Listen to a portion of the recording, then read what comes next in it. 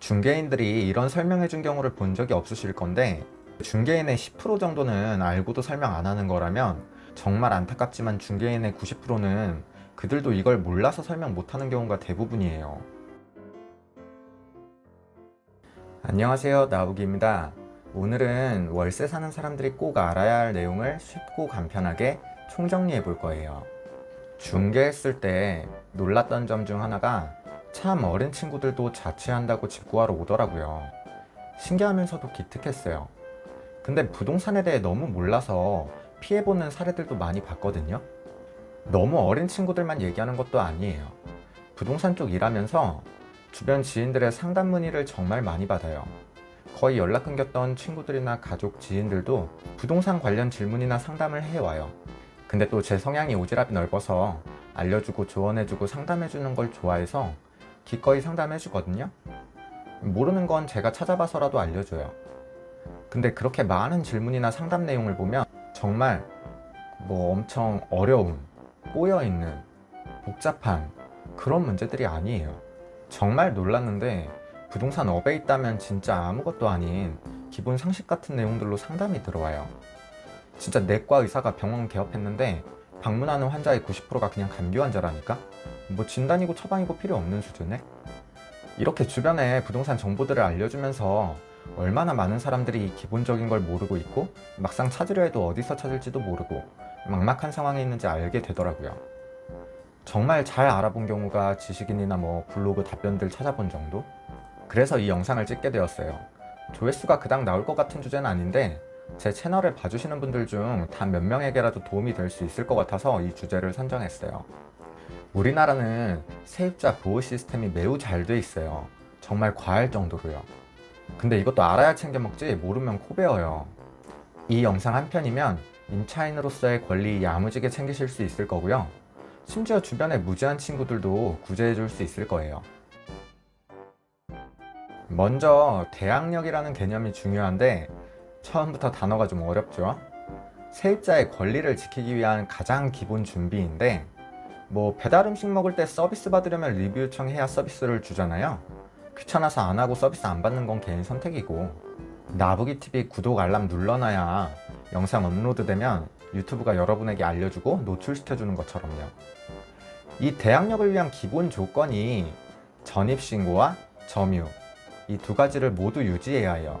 전입신고는 내가 여기 산다는 표시를 하는 거고, 점유는 실제로 거기 사는 거예요. 왜 카페에 가면 테이블에 가방 올려놓고 자리 잡잖아요. 이게 전입신고라고 보시면 되고요. 가방만 덩그러니 올려놓으면 자리를 잡은 건지 깜빡 놓고 간 건지 모르고 직원이 치울 수도 있고, 엄한 사람이 와서 자기 짐도 올려놓을 수 있잖아요. 전입도 중복 전입이 되거든요. 그래서 자리에 앉아있는 게 점유예요. 전입자가 여러 명이면 실제 점유한 사람이 대항력이 있는 거거든요. 이렇게 전입과 점유를 하고 있으면 다음 손님들이 미어 터져서 줄 서 있어도 내 자리를 지킬 수 있는 거고요. 대통령이 와서 자리 양보해달라고 해도 거절할 수 있다는 거예요. 심지어 카페 주인이 바뀌어서 다음 주인이 나타나도 나가라고 할 수 없어요. 전입신고는 아주 간단해요. 계약서 들고 동사무소 가거나 인터넷으로도 신청 가능해요. 점유는 집에 짐 넣어놓으면 돼요. 비밀번호나 열쇠도 갖고 있으면 되고요. 자, 그럼 방법은 알았어요. 쉽네요. 그럼 이 기본 조건을 갖췄을 때 혜택이 무엇이냐? 월세 사는 사람들한테 거의 무적인 최우선 변제의 조건이기 때문에 그래요. 물론 전세도 조건만 갖추면 해당은 되는데 영상 보다 보시면 전세는 조건 갖추기가 어렵다는 걸 아실 거예요. 최우선 변제는 쉽게 설명하려는 용어이고 정확히는 주임법에 나온 소액 임차인 관련 내용인데, 월세 사는 사람은 상대적 약자이고 그들의 소액 보증금은 법으로 지켜주겠다는 거예요. 내 보증금을 거의 무조건 지켜주는 어마무시한 권리거든요. 99% 이상은 걱정하는 일조차 없어서 거의라고 표현한 거고, 1%의 특이 케이스는 영상 뒤에 설명해 드릴게요.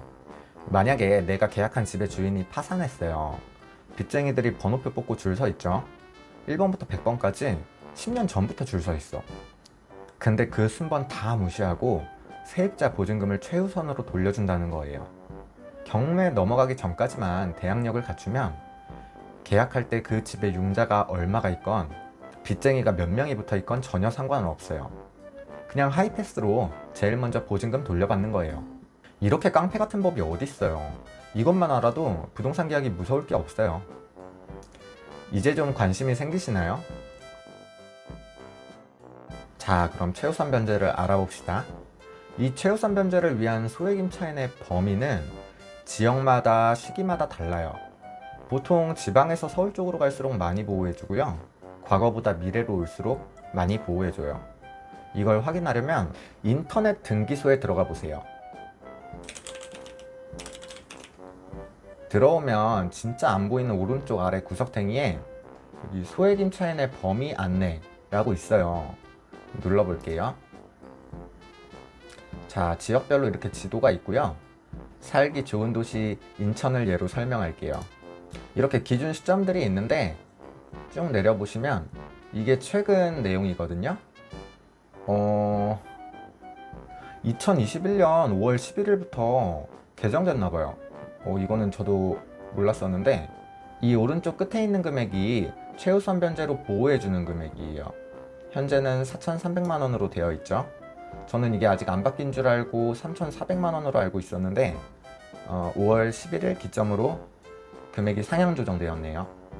이 왼쪽 거는 기준 금액인데 세입자의 보증금이 1억 3천만 원이 초과되면 세입자의 보증금을 한 푼도 보호해주지 않는다는 거고요. 이미 소액 임차인이 아니기 때문에. 그리고 반대로 1억 2,900만 원이 보증금이다. 그러면 4,300만 원까지 보호해준다는 거예요. 그러니까 애초에 내 보증금이 4,300만 원이면 문제가 없겠죠. 여기서 웃긴 게 과밀억제권역에 포함되지 않은 지역은 2,300만 원이잖아요. 이것도 과밀억제권역이 여기 따로 표시가 돼 있거든요. 여기 오른쪽 밑에 찾기 어렵게 있어요. 과밀억제권역 안내 한번 보실래요? 자, 최근인 2017년 6월부터 인천광역시는 이 동네들은 과밀억제권역이 아니고, 자, 여기 보시면 인천경제자유구역이라고 되어 있어요.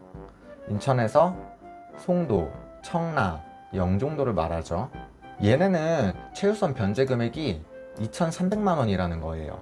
심지어 이것도 5월에 올라서 그 전에는 2,000만 원이었고. 잘 살고 집값 비싼 동네라고 무조건 최우선 변제 금액이 높은 건 아니에요. 이런 건 조심하셔야 해요. 자, 두 번째로 확인할 게 뭐냐면 앞에 근저당이나 뭐 등등 채권자가 있냐예요. 뭐 쉽게 빚쟁이들이요. 아까 빚쟁이들 다 무시하고 보증금 돌려주는 거 아니냐 라고 말하실 수 있는데 쟤네보다 우선해서 보호해주는 건 맞아요. 근데 이 채권자 유무와 그 날짜에 따라 보호해주는 금액이 바뀌어서 그래요. 부동산 거래할 때 등기부등본 다 떼주거든요.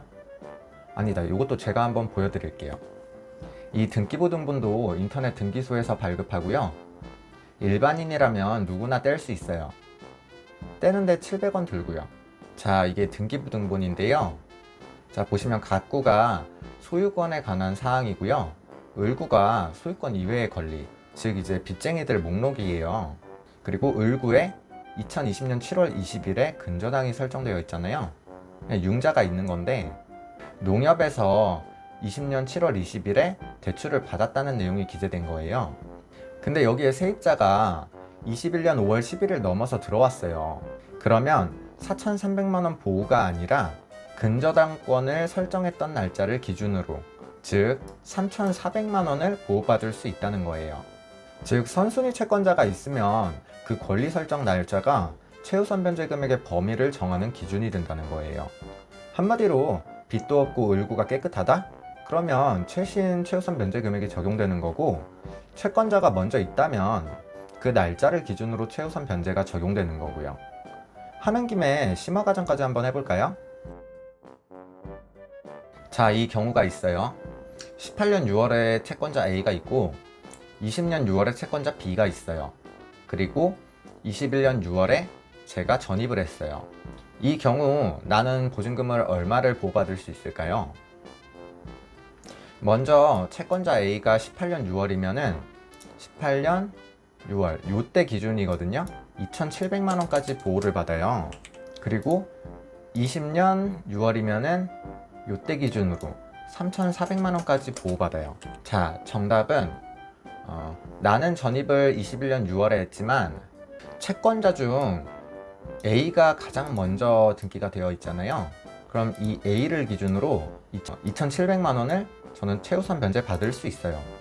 그 다음에 돈이 남으면 A가 돈을 변제 받겠죠. 그리고 나서도 돈이 남아요. 그러면 그 다음은 B가 받는 것이 아닌 이때는 이제 3,400까지 보호가 되기 때문에 700만 원을 추가로 변제 받을 수 있는 거고요. 그 이후에도 돈이 남으면 B가 나머지를 가져가게 되는 거예요. 즉, 이 순서로 채무가 변제가 되는 거예요. 한번 정리해드린 거고 쉽게 생각하세요. 등기부 올구의 첫 번째 채권자 날짜만 확인하고 그에 맞게 보증금은 2,700만 원까지만 넣으면 안전한 거겠죠? 물론 보증금이 100에서 300만 원 정도는 문제될 것도 없어요. 경매 넘어가서 낙찰받는데 최소 6개월에서 1년은 걸리는데 그 사이 월세 안 내는 게 훨씬 이득인 경우가 많고 거기에 이사비까지 받으면 완전 땡큐죠. 이건 법적인 절차가 아니라 그냥 수학적 경제적으로 이득을 볼 수 있는 거예요. 명도 후에 강제 집행하는데도 시간과 비용이 드는데 그냥 평당 10만 원 잡아서 낙찰자랑 잘 협상하면 낙찰자도 고마워해요. 해주고 싶은 얘기가 많아서 자꾸 얘기가 새는데요. 최우선 변제는 이 정도만 알아도 충분하긴 해요. 이제 아까 언급했던 최우선 변제가 적용이 안 되는 1%의 특별한 상황들을 얘기할게요. 첫 번째는 낙찰가의 2분의 1 이하로만 보증금을 보호받는다는 거예요. 이것도 주임법 8조 2항의 내용인데, 즉 4천짜리 원룸에 3천의 전세를 살았다? 원래는 최우선 변제가 다 돼야 하지만 4천에 낙찰되더라도 2천만 원까지만 보호해 준다는 거고요. 심지어 경매에선 훨씬 싸게 낙찰되니까 3천에 낙찰되면 1,500까지 보호해 준다는 거예요. 그래야 먼저 돈 빌려준 은행도 파산은 면하죠. 그리고 이것 때문에 전세는 조건을 만족하더라도 금액의 전부를 보호받기가 어려워요. 중개인들이 이런 설명해 준 경우를 본 적이 없으실 건데 중개인의 10% 정도는 알고도 설명 안 하는 거라면 정말 안타깝지만 중개인의 90%는 그들도 이걸 몰라서 설명 못 하는 경우가 대부분이에요. 두 번째는 법인 소유의 매물인 경우이거든요. 최우선 변제가 말이 최우선 변제지 무조건 영순위는 아니에요.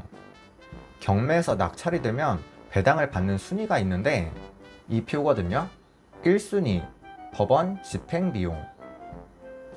이건 뭐 몇백 안 드니까 큰 문제는 아니에요.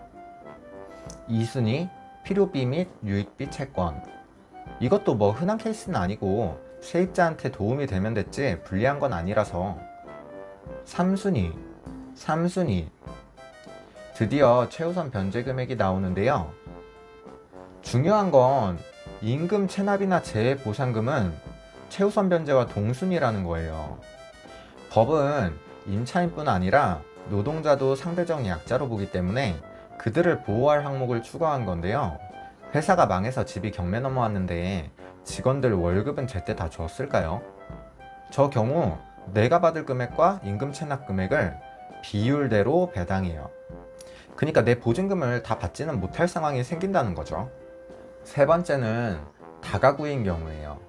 다가구는 한 건물을 한 주인이 통째로 갖고 있는 경우인데 1주택으로 보거든요. 즉 3룸 아파트의 세입자가 방 하나마다 3명이 산다고 보시면 돼요. 이 경우 전입 순위에 상관없이 보증금 금액 비율대로 동등하게 보호받아요. 물론 기준 날짜는 각각 따져봐야겠지만요. 그런데 저 특이한 3가지 케이스가 그렇게 흔한 경우는 아니라 알고만 계셔도 될 것 같고요.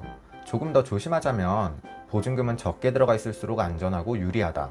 생각보다 길어진 영상인데요. 단 한 명에게라도 도움이 되는 영상이었길 바랍니다. 오늘의 요약입니다. 세입자라면 대항력만 갖춰놔도 최악은 면한다.